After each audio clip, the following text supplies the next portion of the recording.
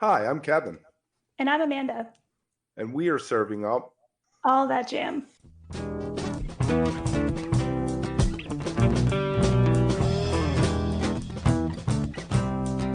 All that jam. Quick hit. Yak Attack on live looping.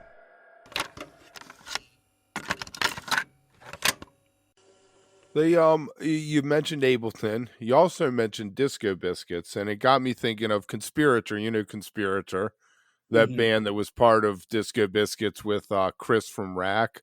And you had said before we went live about not using pre-recorded loops when you're playing live. Can you talk about your approach and the gear and equipment you use in order to create your sound? Yeah, sure. So, and I say this with full respect for, however people create art, right? Some people, produce everything in a studio, and the expression of that live is largely unaffected, as opposed, aside from production and things like that. Some people are a mix of pre-recorded and live, and some people are all live. I like the all live aspect. It also makes my workflow simpler. But I have no kind of normative beliefs on which one's better, which one's worth. I think life's too short to be a hater, right? Anyways, the way I use my gear is I've got two synthesizers. Right now it's a Nord Stage, the really old one. It's a senior citizen at this point. So thank you for still being alive, Mr. Nord Stage one. And a little Korg that's cheap enough that it can be stolen or replaced. And I just take the audio out from there. They've both got great sound engines. Take the audio out from them, plug it into a Motu interface, which links up to my computer. And I'm running Ableton Live on that computer. And so I'm basically just recording live audio into clips using an APC 40 to manage the user interface. And then I've got a grid with some effects racks that I built, where I can kind of manipulate the grid, repeat things, or trigger different scenes and things like that. So basically, building through the interface, like the audio loops that I can then play around with, like a DJ might, or a sequencer might. So it's just your computer. Now, did the bass and drums also have this technology? No, so the bass and drums are totally live, and we run just a simple click track out to the drums. One thing about Marshall, he's a robot to that click track. And kids at home, if you ever want to make a band like this, the number one thing is make sure your drummer is just a monster on the click track, because nothing works if that doesn't happen. But yeah, letting Marshall control that pocket and not having, like, say, pre-recorded percussion samples or a pre-recorded kick drum or whatever. It helps keep that sounding completely live. It creates some risk, right? Because our pocket will flow, sometimes kind of like a live band, but we're still stuck on this click track. But overall, using the drums and bass simply just live keeps that kind of reactive and that jammy part of it. And then the looping on the synth keeps everything simple. We're at our level, we need to be set up in a festival in 15 minutes, right? So, everybody's got great ideas about how we can make everything better and make the sound quality better and everything like that. But the problem is that adds complexity and risk. And then all of a sudden you miss half your festival set because you're, trying to, fart around fixing bugs. So this rig is dialed for utter simplicity and efficiency, and then just relying on that bass and drum rhythm section to keep everything live and popping. And yeah, we've been pretty happy with the results so far. From a perspective of getting there, getting set up the rig and everything, how does that maybe influence your choice of writing songs, jams? Like, are you all using certain types of electronics and stuff that might make it easier, or even like processes to share music between all of you, decrease that space and time? How do you work through that? I think in like a perfect world, that Mhm. all sounds great. I think in reality, we're still a little old school in that, like, if we want to learn something collectively, we should just be in the same room together. So I think what we really try to focus on is, like, let's get a couple days here or there to really get in the shed and like hammer out some new stuff or refine old stuff or whatever. But we've just got an objective on certain times, maybe it's just a few times a year. Maybe it's just at soundcheck on tour.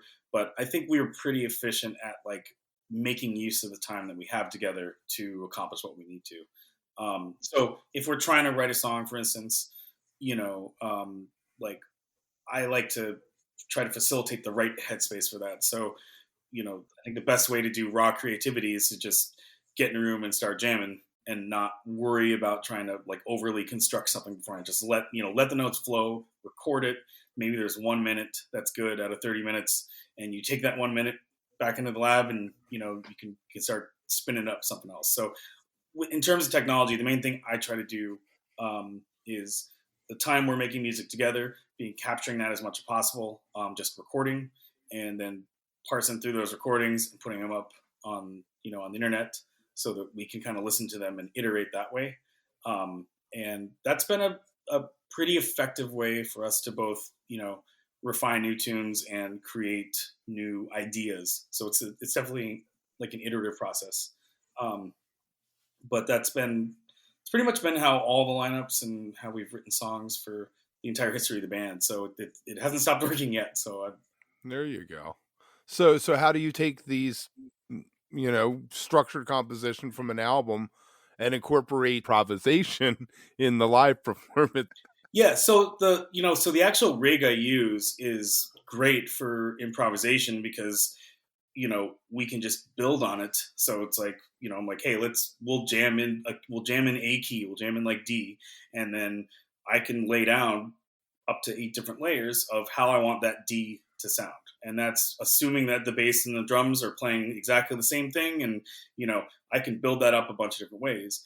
Now, imagine that I can make eyes at the bass player and I'd be, Jacob, let's switch up this feel. And he does that, or Marshall switches up the feel, right? And then I can rebuild at, like 2 to 4 to all 8 of those pieces that's in the rig. So, in terms of like meeting kind of, you talk about Jamtronica, right, as part jam band and part electronica, meeting right in the middle there. I feel like this rig gives us the flexibility to do that. So we can start out in, like a funk groove and get into like a pretty like wompy house groove with the sidechain compressor and stuff like that within the span of like a minute, and have both of those ends sound like really full, as if like a 5 or 6 piece band was playing. And that's just kind of like our bread and butter. So I really enjoy improvising with this band. It gives me a lot of freedom, but I think also gives the rhythm section a lot of freedom because, they don't have to necessarily sustain like exactly what they're doing. When we see kind of the feels flowing and moving, they can kind of adapt in real time. So it's been really fun kind of exploring more and more that improvisational aspect. And we'll get pretty out with like random jazz fusion licks and atonal stuff and then kind of snap it back. And so when we're trying to construct a set list, we'll just have the little carrot right between the songs, and then how we get there, we don't really have to worry about it because we have a portfolio of techniques that we can use improvisationally to get from point A to point B. And it's fun kind of just picking one out at random, seeing if it works, and just having everybody listen and kind of move with that river. So yeah, I've had it's probably my favorite thing about this band is the depths and the flexibility and the agility with which we can improvise with live instruments. If you are enjoying All That Jam, please like and subscribe to our social media channels at All That Jam Pod on Twitter, Instagram, and Facebook, or visit our website, allthatjampod.com. Make sure to sign up for our email list and tune in every week for new episodes. Also, look for full interviews on our YouTube channel. And remember, stay beautiful, but don't stay underground too long.